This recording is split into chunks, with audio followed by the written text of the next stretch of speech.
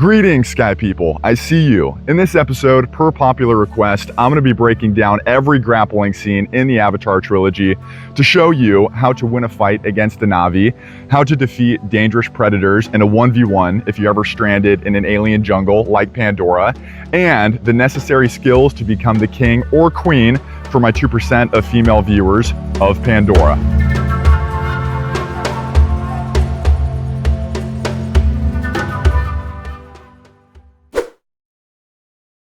I just watched the third movie in this franchise, Fire and Ash, in preparation for this video, and my boy James Cameron did not disappoint. As the highest grossing film trilogy in history, you already know these films have some legendary fight scenes, but how effective and technically sound is the grappling in these exchanges? To answer this question, let's take a look at the first scene we'll be breaking down, Jake Sully's first time transferring his consciousness into the body of a Na'vi. Here we see the human scientists trying to restrain him, but failing miserably because they obviously have been skipping open mat and lack the knowledge and experience to subdue an opponent of this stature. What they should have done here is execute a tabletop attack variation. We all remember hitting this move on our friends growing up. And in this particular scene, this technique is their best chance at successfully restraining Jake. Two of the scientists will crouch behind either leg of Jake, and the third scientist will run full speed at him and drop kick him over his colleagues. If performed correctly, Jake will fall on his back, which will give the scientists a brief window of opportunity to tranquilize Jake and restore order to their laboratory. We leave the lab and enter the jungle, where we encounter this alien panther dude known as a Thanator, who's trying to eat Jake. Jake ends up escaping the bloodthirsty predator by the skin of his teeth, but it's still out there trying to hunt him down, so this does not solve his problem indefinitely. After watching this scene back, I have analyzed and identified the best possible path to victory for Jake. As he is running away and diving into the hollow bases of these trees, the Thanator makes a crucial mistake just for a split second that Jake could have capitalized on. There, did you see it? Let's play it back one more time. And freeze. The armbar is there for Jake. The Thanator is practically asking to be armbarred by overextending his arm like this. What Jake should have done is immediately jump on the arm, break the bone, and then just chill in the safety of this tree. If Mr. Thanator sticks another arm in, we break that one too. This is some high-level fight IQ shit I'm coming at you with, so I hope you're taking notes. Remember, the fight's up here. In one of my favorite scenes from the first movie, we see Jake fight his alien pterodactyl. Jake does a great job here, keeping his composure, evading the jaws of the beast, and taking the back. The one mistake he made is he let go of the rear naked choke way too early, which almost got him killed. He should have kept the choke on till the alien bird passed out and then made the bond.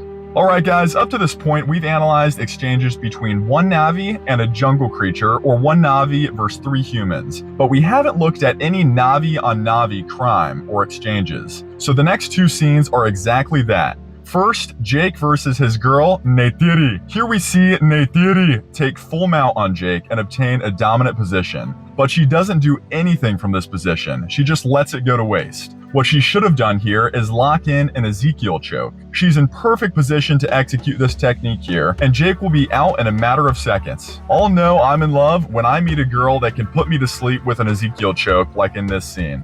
The next Na'vi 1v1 is back at the camp. The prince of the Na'vi people, Tsute, gets hardcore jelly because Jake was grappling with the princess who he was supposed to marry. And I can understand my boy's jealousy here. I can. Speaking from personal experience, I can date back to 10th grade when I first hit puberty and I had a huge crush on my math teacher.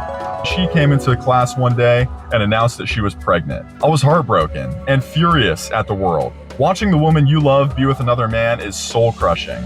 But come on, man. In this example, girls can spar with whoever they want without checking in with their man first. Right, ladies? If you support women's equality like I do, smash that like button. Now back to the fight. Tsute pulls a knife on Jake and slashes at him. Jake could have ended the fight here by countering his slash with a Seiyo Otoshi and finishing him with an armbar on the ground. As he slashes at us, we flow with the forward momentum and throw his royal ass for Ippon.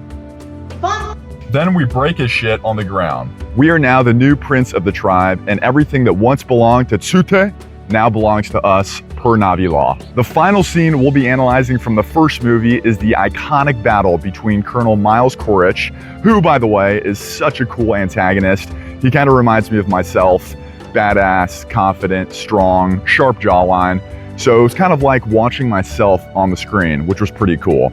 And Jake Sully. Neytiri comes in clutch on the Thanator and starts messing up Korich in his mech. Look at this top pressure from the duo. Beautiful control on the ground. And then Korich delivers a heavy left cross. They clinch up a few times, and then Korich pulls out the knife and baits the Thanator into its death. Rest in peace, jungle friend. You are with Awa now.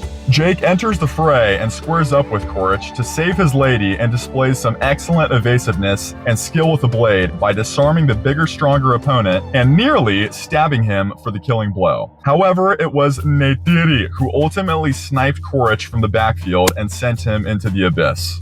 There's somebody down there. The Way de Agua. This is the epic sequel to James Cameron's masterpiece, and although there aren't as many true grappling scenes as there are in the first movie, the ones they do have are high quality and give us a lot to talk about. Let's get right into it. Scene number uno. We are introduced to the bigger and badder Miles Korich and his squad of Marines in their new Na'vi bodies. The Sully kids and Spider track them down to the battlefield where their parents and Korich had their fight to the death. As the kids start running away, the littlest kid, Took, gets captured by one of the Na'vi jarheads. He grabs her from behind and restrains her. At this moment though, Took could have taken advantage of her shorter height and close proximity to her attacker by entering for a Kouchi Makikomi. She should have turned and faced him, thrown him for Ippon, taken his gun, and then let that chopper scream on her enemies to save her family.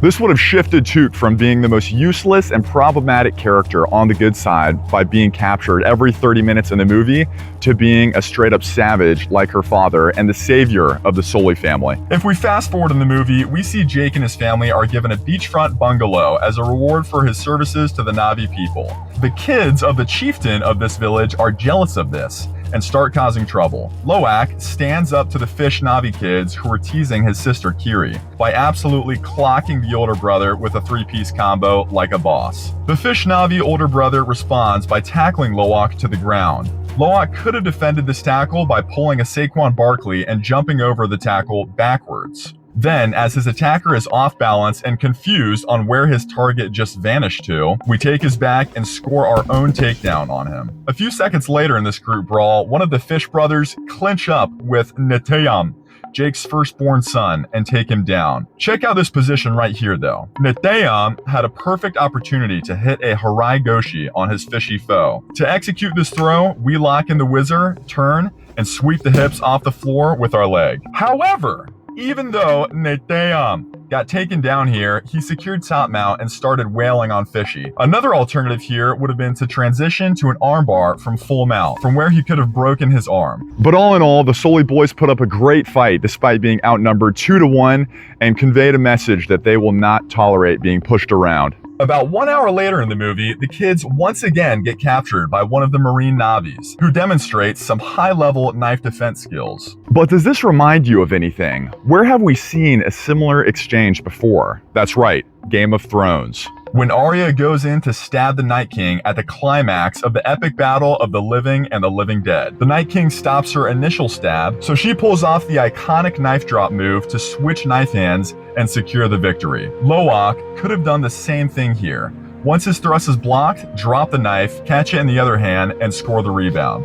Now let's analyze the rematch between Jake and Colonel Korich. These two are both highly trained in close quarters combat. It starts out with the knives, and within a couple of seconds, they enter this position here where their arms are entangled. At this moment, Jake could have hit a Daiashi Barai on his former commanding officer. This would have given him top position and a chance to finish him on the ground. Jake beautifully defends the Colonel's jumping knife attack by blocking and wrapping him up with his jacket. Jake shows even more resourcefulness and creative combat skills as he gets disarmed and uses a metal chain to strike and grapple with his enemy. Jackie Chan would be proud. He even ends up completely subduing the Colonel's knife hand with the chain and disarming him. As he had him subdued here, he could have also dropped to his knees to enter for a Kataguruma or fireman's carry throw.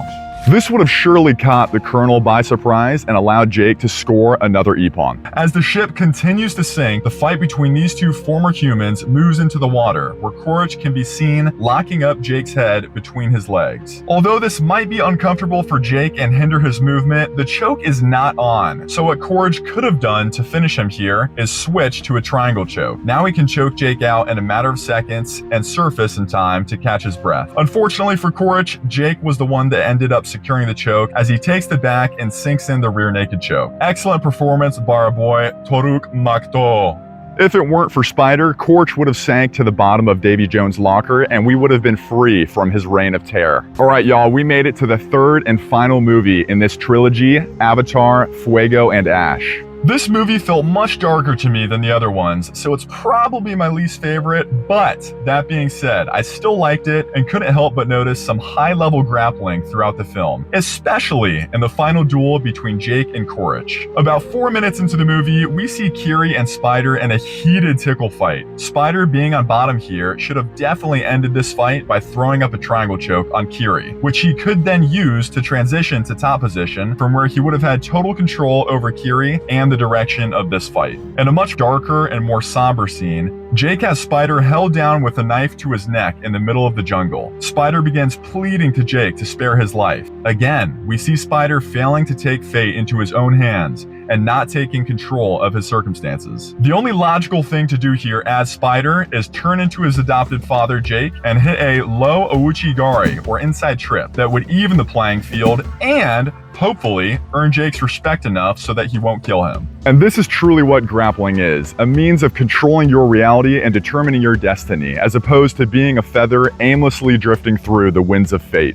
All right, ladies and gentlemen, round 3 of Jake Sully vs. Miles Korich is here. Have no fear. Put your rear in gear. Listen clear and grab me a beer. Because this finale to the trilogy had some incredible, grappling that we're gonna break down.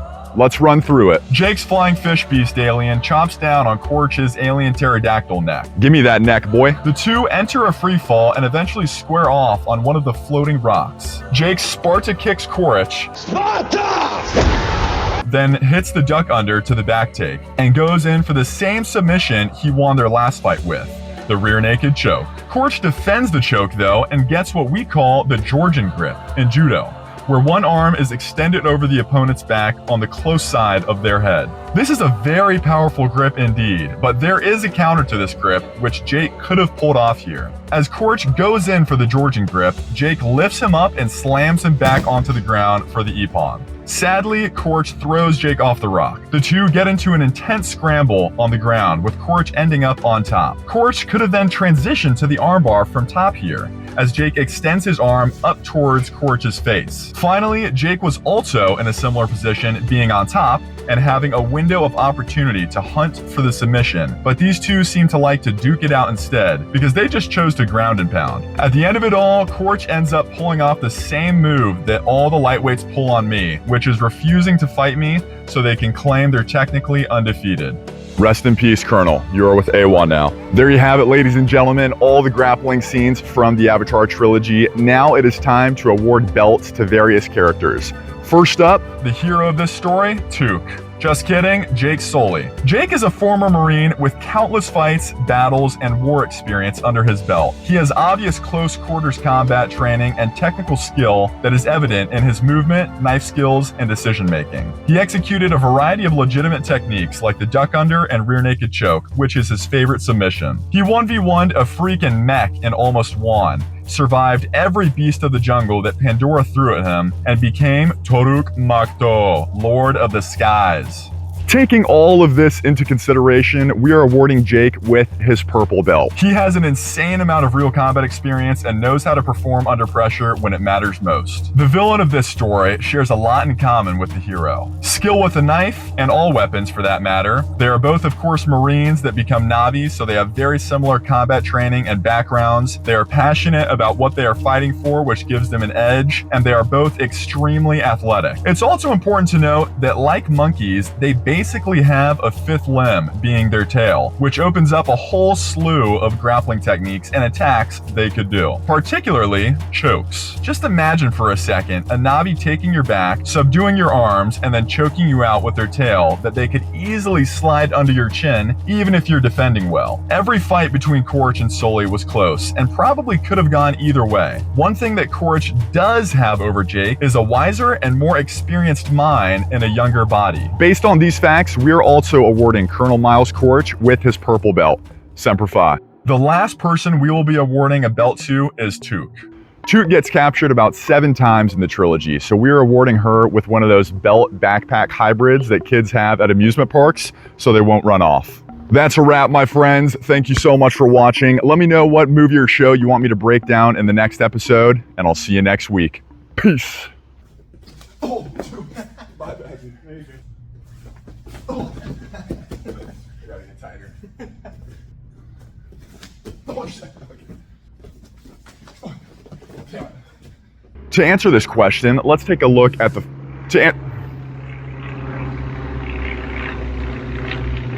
We are giving her one of those